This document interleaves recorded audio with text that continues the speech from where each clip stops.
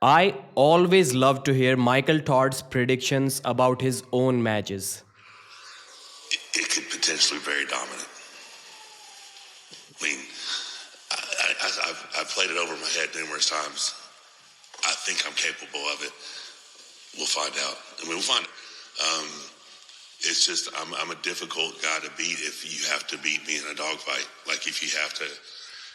But all of the matches that Michael lose, they are always a dogfight. I mean, almost always. If we talk about the first Gennady loss, the Revaz loss, the Gasparini loss, the Vitaly Laletin loss, all of the matches except the 2021 Devon Larratt loss, all of them were dogfights. So I'm not sure why or where Michael Todd is pulling out this stat from because it's kind of weird. Another thing which Michael said that it was that once he beats, if he beats, or when he beats, whatever he said, Georgi Svetkov, he's going to call out Levan for July or whatever month he said. I've also said in the past that Michael Todd deserves a shot against Levan. It is because kind of styles make matches, not really, but a different style.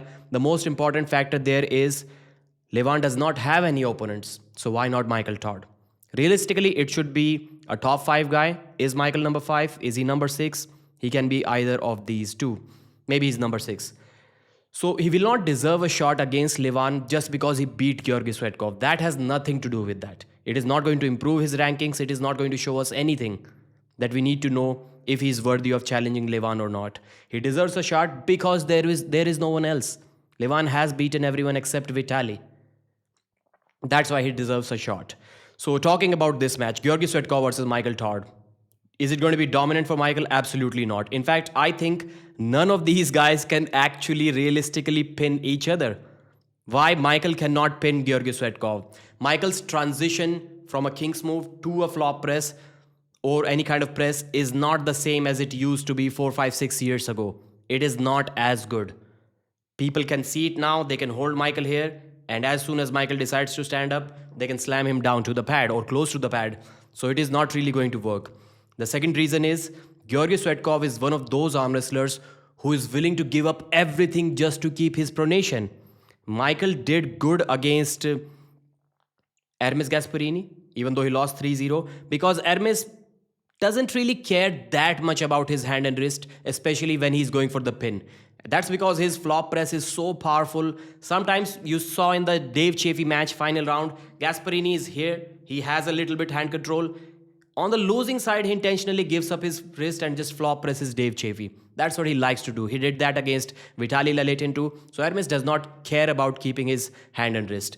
Vitaly Laletin, we have seen him multiple times.